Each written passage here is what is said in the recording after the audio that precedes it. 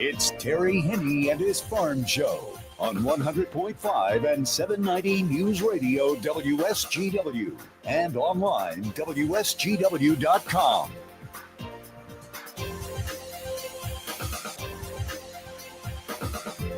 A mostly sunny good morning to you. I hope your day is going well for you, wherever you might be.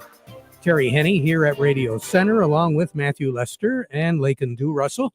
Hope you all three of you, had a nice weekend. Lakin, I understand that you got a little rain last night. Yes, we did. We got 6 tenths over in Munger. Yeah, we picked up close to 8 tenths in Richville. Now, it was kind of unusual because I think you and I got the most as far as rain goes. Because I'm seeing a lot of 1/4 of an inches, maybe 1/3 of an inch, maybe 1/10.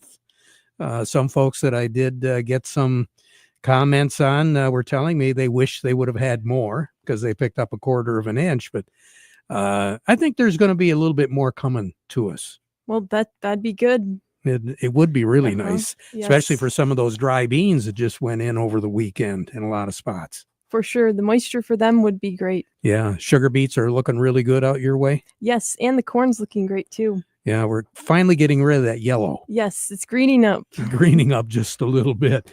Matthew, temperature wise, with mostly sunny skies, what are we looking at right now? Currently, over at the airport, it's sunny at 68. Over in Midland, it's also sunny at 68. Here, Radio Center, it's sunny at 70. We have southwest winds at 5 miles per hour, and our pressure's at 29.68, and it's falling. We had a nice start to the weekend. Temperatures gradually warming up as we went through the weekend. High temperature on Saturday out at the airport was 76. Yesterday, it was 81.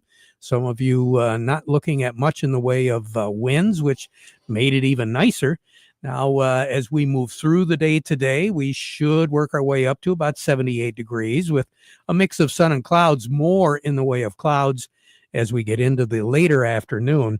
There is a low pressure system over southern Canada. It's, right around Minnesota and the western part of the Upper Peninsula up in Canada. Eventually, that is going to push a front through, so there is going to be the chance of seeing a little bit later on this afternoon, a summer-like shower or thunder shower kicking in possibly right around 4 o'clock for most of you in the afternoon, and then clearing off late night after sunset. So we should be looking at clear skies after midnight tonight. After a high of 78, we'll drop down to right around 52, which isn't all that bad. Sun will set this evening at 9:16, rise tomorrow morning at 5:55. Now, tomorrow, looking for a decent day. 74 will be our high again because that front will have moved through. Partly cloudy skies. It looks as though clear skies will take over as we go into Tuesday night. We'll drop down to about 55 for a low, but tomorrow we're going to see an increase in the winds. We'll see basically southwesterly type winds as we go through the day today, right around 8, 9, 12 miles per hour. That's going to be it. Then tomorrow we'll have a west wind right around 15 miles per hour, and that will wind up gusting up to about 25 miles per hour during the day on Tuesday, tapering off just a little bit on Tuesday night with mostly clear skies. Then Wednesday, the pick of the day for the week, we're going to be looking at 84. We'll have an increase in the humidity, so it's going to feel very summer-like tomorrow. Mostly sunny, or Wednesday, mostly sunny skies. We'll have a west wind that will pick up as we go through the day on Wednesday. The reason why is, once again, there'll be another front that will work its way close to us, so that's going to generate a west wind gusting up to about 30 miles per hour on Wednesday. Wednesday night will start off partly cloudy, but then the clouds will be moving in, and there will be a chance of some spotty showers overnight as a front will be moving through on Wednesday night. Now, right now, I'm talking spotty, I think simply because the primary weather pattern in terms of coverage isn't going to move in until Thursday. Thursday looks like it's going to be more of an overall shower, and it will be cooler. We're looking for a low or a high temperature on Thursday of right around 72, which isn't all that bad. But given the fact that we'll be looking at a west and very possibly a northwest wind because that low affecting us will be moving to the east, it will feel a little bit cooler. Now, the front that will move through on Wednesday night is going to take up residence in the Ohio Valley, and it's not going to go anywhere. It's going to just pretty much sit there and become a stationary front. So that's why the chances of precipitation aren't really all that great in terms of amount. But as far as coverage goes, we'll see a little bit better coverage of precipitation, light in nature, as we go through the day on Thursday. Now, that precipitation is not going to go away. Friday, we're going to be looking at a temperature trying to hit 70 degrees on Friday.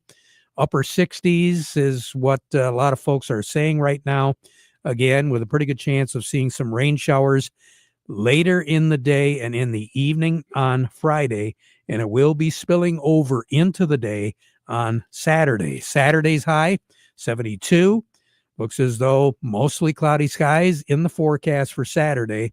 Saturday is not going to be a total washout, but it's going to be a nuisance rain that we're going to be having to deal with on Saturday. The pick of the weekend in terms of moisture-free and temperatures will be Sunday. Sunday, right now, we're looking for partly cloudy skies, 75, 76 degrees, not windy, so we should be in pretty good shape there when it comes to Sunday, and not so much on Saturday. Record high in this state is 93, and that was set in 1933 and tied in 2011. The record low on this date is 37. That was set back in 1977. And a year ago today, our high was 72. Our low was 50, so we weren't really setting the world on fire. Trace of precipitation for the month of June, as of the 9th of June a year ago, we had a half inch of rain.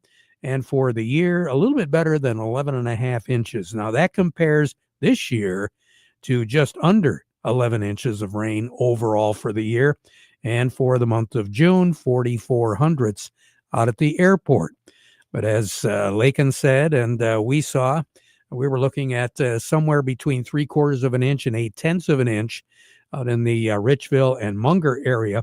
But a lot of the reporting stations, well, Fairgrove had 41 hundredths of an inch. Munger, officially at their reporting station, had 1/3 of an inch. But again, some of these were very spotty, downright pouring about midnight and 1 o'clock in the morning. And out in the Richville area, we saw where we picked up almost a half inch in the 1 o'clock to 2 o'clock hour this morning. Pigeon reported about 1/3 of an inch. Bad Axe had just under a half inch. Sandusky didn't even have 1/10. Freeland, the reporting station there, 15 hundredths of an inch. Linwood, 1/10 of an inch. Ithaca, 11 hundredths of an inch. And over in the Kindy area, they were reporting 23 hundredths of an inch. Michigan State at the horticultural station had nothing in the last 24 hours. More on the weather as we go through the broadcast. Standing by, Matthew, who do we have today? Coming up next, we have Gary Kaufman from Star of the West, and we also have Doug Klein from Oppenheimer. But before we get to them, we want to remind you the weather forecast brought to you by the folks at Nutrien Ag Solutions. Nutrien Ag Solutions has the local expertise to recommend the corn, soybean, and other seed products that are the best fit for your field. Plus, unparalleled agronomic support with products and services to unlock yield potential and improve crop performance from planting to harvest. Ask about our financing options to help you get more from every acre and lead the field. Visit your local Nutrien Ag Solutions branch or go to nutrienagsolutions.com. They say there's a secret to growing a great crop. At Nutrien Ag Solutions, they beg to differ. It all starts with a strong foundation, and when it comes to fertilizer, there's no question that Titan XE drives dry fertilizer performance. They've been unlocking the potential in every prill of dry fertilizer with biocatalyst technology for over a decade. Visit lpi.ag/Titan or contact your Nutrien Ag Solutions crop consultant to drive your crop's potential today. Farm Service brought to you by the folks at RoofMax. Very happy with those folks. I'll tell you, if you've got an aging roof and you don't want to replace it, I mean, you're going to be taking a look at cost. Now, obviously, some roofs you're going to have to replace because they might be 35 or 40 years old. But If you're looking at a roof that doesn't really look all that bad, but you don't want to press it. I mean, 25, 26, 27 years old, you just don't know. Well, yes, you do know. There's a gentleman by the name of Ben that I've had an excellent opportunity to work with. These folks know what they're doing. Roof Max, it does work. It's a revolutionary treatment that restores flexibility and extends the life of your roof, saving you thousands of dollars, a big headache, and you feel a whole heck of a lot better. It's safe, quick, and it comes with a 5-year transferable warranty.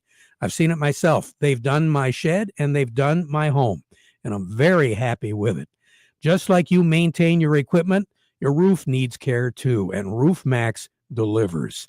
AskBenHow.com. That is the website you need to go to. You want to call them up? Not a problem. 989-859-6751. Again, that's 989-859-6751. And he'll schedule a free roof assessment with you. Because a little care today can save you a whole lot tomorrow. Ask Ben How. Roof Max. Trust me, it does work. On the line with us right now, Gary Kaufman over at Star of the West. Gary, good morning. How are you? Hey, good morning, Terry. Doing well, thank you. You had a nice weekend? Oh yeah, it turned out to be a pretty nice weekend. No complaint. Absolutely gorgeous, and man, a lot of dry beans went in. Oh yeah, you've seen a lot of activity out there. So hopefully everyone got those somewhat underway or wrapped up, and I'm sure there's some in between. But it was a good timing for that for sure. So. You know what's really neat about it is we had ideal weather, and our crops are really starting to look good. You probably had a nice shower at your house overnight, but there's some folks in the central part of the country.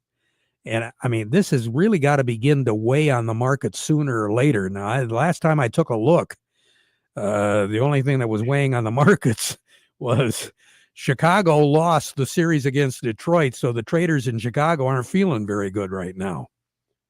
No, everything we gained on Friday, Terry, we're kind of giving it right back here today for sure. Yeah, it's, and you kind of wonder, there's really, a forecast remains pretty much favorable for corn and soy throughout the country, even though you have those pockets of issues. But for the most part, there's not enough issues in, as we get through this week and some of the headlines, we got the WASDE report coming out on Thursday at noon, and we're going to likely see some corn export increases possibly there, and probably a potential reduction in corn for ethanol usage. So I don't know how they'll offset each other. And then also the trade on that report, Terry, is going to be looking at South America production. And, so we'll have to see how that's transpiring. But the early indications are better than expected.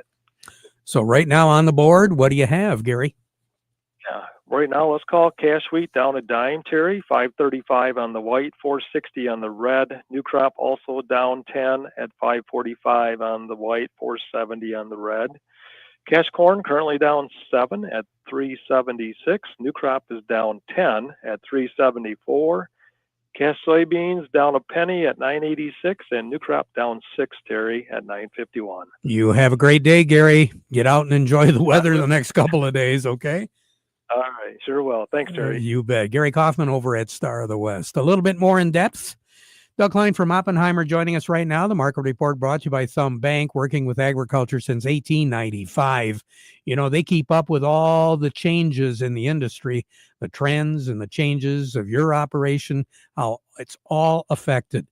That's why it's a good idea to be working with the folks at Thumb Bank, now in Freeland, 13 locations across the Thumb and the Great Lakes Bay. Thumb Bank, where relationships are built on trust. Market report also brought to you by the Michigan Corn Growers Association. They have got a clay shoot that is going to be held coming up on June the 19th. They encourage you to bring your family, employees, and customers and celebrate another successful planting season. Bring your 12-gauge guns and get ready for a great time. Shells will be provided. Now, there are still a few spots left for the clay shoot, but you better get a hold of the folks at the Michigan Corn Growers Association today. Just go to micorn.org for more information. Doug Klein, good morning. Well, good morning. What are we looking at now? Well, obviously the grains are negative. Crude oil still going up, cleared 65 today. Silver hit a new high for the year. So did platinum. Gold just kind of stuttering there. Copper's up a little bit, almost 2%. Well, that's pretty good. Most of the mining stocks, especially silver, are hitting highs today. IBM hit a new high today. That was pretty much all I saw on the list that was interesting, and not many new lows that are very interesting either. So anyway, here's your numbers. The July corn is 436, down 6.5. December corn 439.5, down 9 3/4. The July soybeans 1056, down 1 1/4. November soybeans 1029 3/4, down 7 1/4. The July wheat is 543, down 11 3/4, and December wheat 579 3/4, down 10. Crude oil 65.01, up 43 cents. Heating oil 213.68, up 1.1 cents. Gasoline is 209.41, up 1.7 cents. Natural gas is 366, that's down 12 1/4 cents. What are currencies? Canadian dollar, US dollar buys $1.3676 Canadian, that's down by 14 ticks. The dollar buys 144.40 yen, down 45 ticks. The euro's at 114.20, up 26 ticks. The dollar's at 98.97, down 22 ticks. Gold's at 33.3660, up $4.50. Silver's 36.80, up 66 cents. Platinum's at 12.20, up $52, and copper's at 492.85, up 8 cents. You have a good day, Doug. Thank you. You too. I sure will. Doug Klein over at Oppenheimer. Let's slide on over to Ethan Patterson with Michigan Sugar Company to take a look and see what's going on with our sugar beets. Ethan's report brought to you by the folks at Foster Blue Water Oil. They're working hard alongside you to keep your business running smoothly. They will exceed your expectations at Foster Blue Water Oil with high-quality products and services that you can trust. Fuel, propane, lubricants, diesel exhaust fluid, all your energy needs are under one roof when you work with the folks at Foster Blue Water Oil and Blue Flame Propane. Ethan, good morning. How are you? Good morning, Terry. I'm doing good. How are you? Real good. How much rain did you get in your backyard? We were about a quarter inch here, but hearing reports of anywhere from just a trace to up near 6/10. So things are looking really good. A few fields I was out in this morning were a little bit greasy, but the crop's looking really good. Well, I tell you, they have really jumped in size over the last few days. Yeah, that's for sure. Looking at some stuff after the rain last week, they look good, and they look even better now. So, what should producers be aware of now that we're getting some heat and we're getting some moisture? Yeah, so I'm hearing there's going to be the first couple of Cercospora apps going on this week and beginning of next week here. Something guys need to really be thinking about, as well as those last few Rhizoctonia and probably thinking about getting their second herbicide pass on as well. So right now is the time to be aware. You might not, as you said, some of these fields might be a little greasy, but take advantage of some nice weather, because it looks like we're going to get some on again, off again precipitation here, especially the second half of the week. Yeah, for sure. And as we see the heat popping in here and these wet soils, there's some more root diseases that are showing up for sure. So, all righty. And then I think the big elephant in the room, if guys haven't heard yet, I would assume most retailers have gotten the word out, but with any 28 that hasn't been bought that's going to be needed for this year is going to be kind of hard to come by with the CF plant here in Ontario shut down. So, okay, good. I'm glad you alerted us to it, because I think there's some guys might not know. Ethan, thank you so much. Really appreciate it. You take care. Don't be a stranger. I'd like to have you on again sometime soon. Okay. Sounds good. Thanks, Terry. Have a good one. I will. You too. Ethan Patterson with Michigan Sugar Company. Jerry Samolsky joining me right now from Bay Landscaping and Garden Center in Essexville. A little bit of rain at the nursery, Jerry? Yeah, just 2.5 tenths, quarter inch. So how about, I didn't get to tune in earlier, Jerry. How much we get around? Pretty much the same? No, a little bit more, a little bit closer to Munger, closer to 8 tenths. I had 7 tenths, and over by Guilford, around in that area, they're telling me about 6 tenths, half inch. But then, like you, there's a lot of folks 2 tenths of an inch, maybe 1/10 of an inch. Yeah. Yeah. And so, again, the number one question people have is how much do I water? And, it's soil conditions, it's how much rain you get. And again, I think people wake up and they go, geez, the pavement's wet. We got rain. And last week we had a couple rains, but, the pavement got wet, but it really didn't amount to anything. So you got to kind of pay attention. Look outside. Rain gauges for a home gardener are just really invaluable because, again, we talk about maybe needing to water, and you got 8 tenths yesterday, so you don't need to. So watering is a tough thing, and I know we talk about the weather a lot because that's what you talk about when you don't have anything to talk about. But in fact, when you're gardening and you're farming, the rain and the weather is everything. And so, that's stuff that's totally out of your control. And we try to put as much in control as we can, but those are things that clearly we just can't. But paying attention will help you know what to do and how to go about it. Jerry, thanks a lot. We'll talk to you again tomorrow, okay? Yes, sir. Jerry Samolsky, Bay Landscaping and Garden Center in Essexville. Let's take a look at capital gains tax, something that is really important, especially for business owners and folks that are selling things. Eric Sawatsky with Yo Accounting joining me right now. Eric, good morning. Good morning, Terry. Capital gains tax. Yeah, wanted to talk a little bit about that with all of the negotiations that are going on with the budget bill and all the tax changes that are being proposed. I wanted to touch base on capital gains.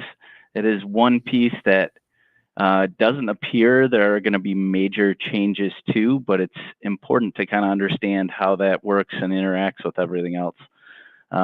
So a couple things that were being thrown out there were to index the tax rate for capital gains to inflation. So it'd go up with inflation. Many things in the tax code are set up that way. That did not happen, probably will not happen even with the final versions of the bill. There was also a proposal to just have a flat 15% capital gains rate. That also did not make it into any of the bills that are being discussed or that have been passed by the House currently. So just to kind of quickly review, as far as if you're selling a piece of property, whether it's real property, equipment,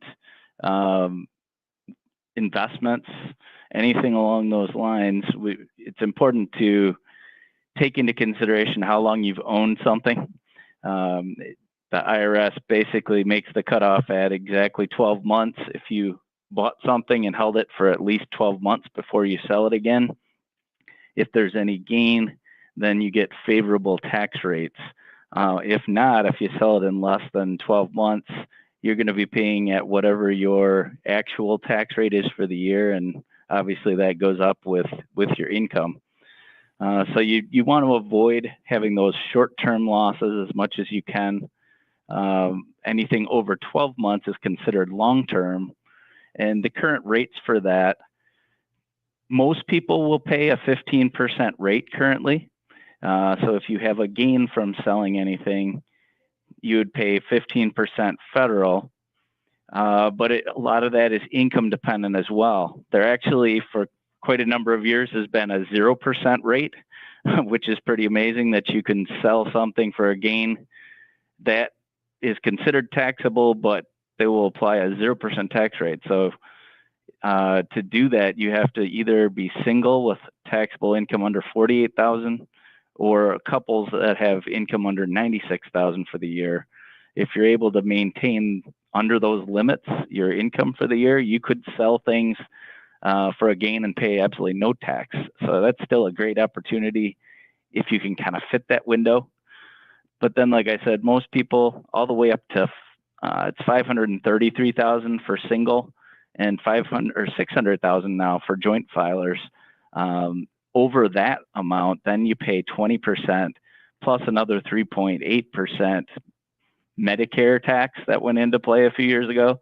So really, you're paying 23.8% tax if you're in that higher bracket. So yeah, just good to kind of be aware if you're selling something where you fall into those brackets and whether it's long or short term, because it could have a big impact on your tax bill. Good to be aware and good to ask somebody some questions. Eric, thank you so much. Yeah. I really appreciate it. You take care. Eric Sawatsky with Yo and Yo Accounting. Lakin Russell joining us right now. And Lakin, talk a little bit about ages in farming. Yes, that's right. With many current American farmers now beyond retirement age, what can be done to ensure the rich tradition of American farming continues to the next generation and beyond? CJ Miller has the answer up next. According to the latest USDA census of agriculture, nearly 40% of all farmers are now beyond the retirement age, yet only 8% of farmers are under the age of 35.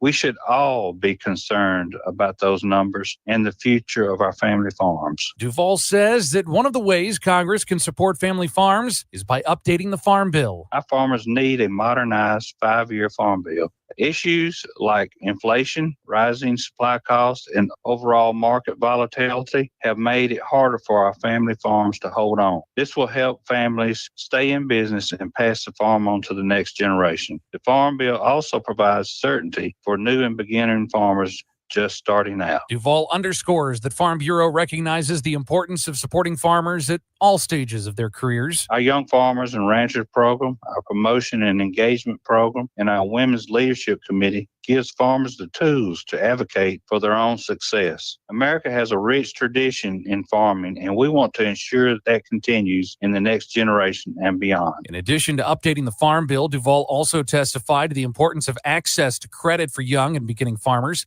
as well as updating tax provisions like in the recently passed House reconciliation package. He urges the Senate to follow suit.